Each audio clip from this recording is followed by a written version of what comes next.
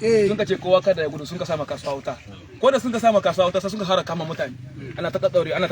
an ka zo an ka tara su nan fili inda aka sai da masu ka na an ka yanyanke su gawa sama da mutum 43 an dauki sauran gawaki ga saura nan kuma gari haka an kai mu ba wani dalili gidaje ma gaba da gari ma wanda yake ba ma dan unguwa bane babban gari ne ba abin da ya rage gaba da abinci mu da komai mu gaba da an ka halaka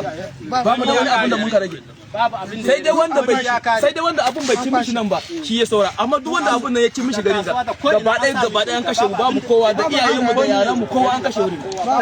sai dai wanda ba a cimma nan ba mu kada abun gari amma wanda aka cimma gaba da sai an ka dauki mutane ba ma mu san adadin su ba wanda kuma sun ka kara dauka an ka wuce da su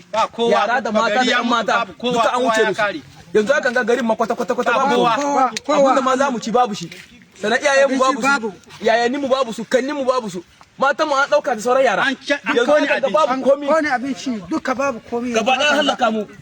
kwata ga jini da ka dibi irin jinin ga sanan takalman ga duka da mutane wanda aka yayyanke ne takalma ga sunan to baba tunda abun ga ya faru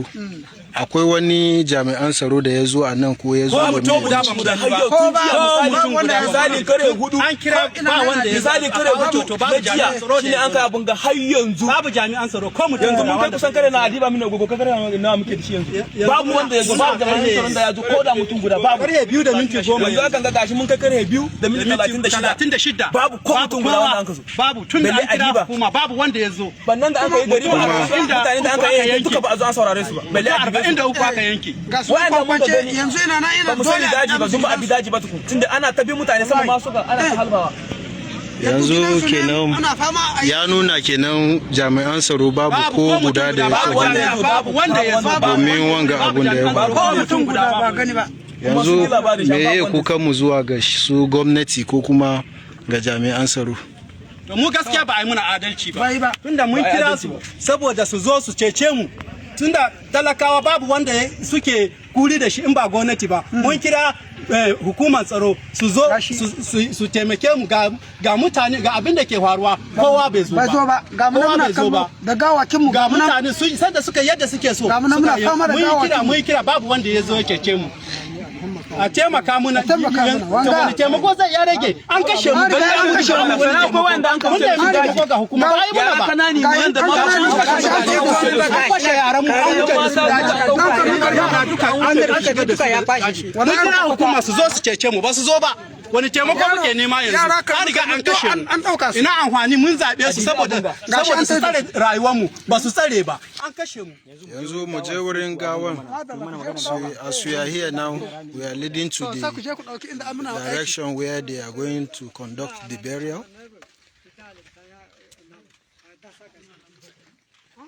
This is an area called Kaswandaji, Borgo local government. As you can see, here are the people that were being slaughtered. They haven't been buried, and it's one family. I think this house will have been condemned by now.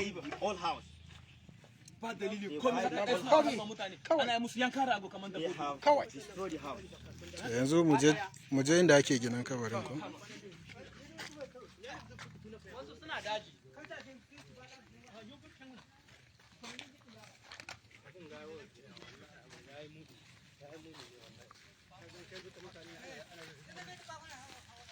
Here is the mass burial to be conducted. Still been digging the cemetery. yanzu aka ga akan mutum uku aka lissa za a sa su ciki tunda babu jama'a babu jama'a mutum uku za mu sa wuri guda babu jama'a in ba haka mai ba abin ga mutum uku ne kaga mutum uku kabari daya guda abin gane ka gansu kaga guda nan mutum uku ne za a sa tunda ba jama'a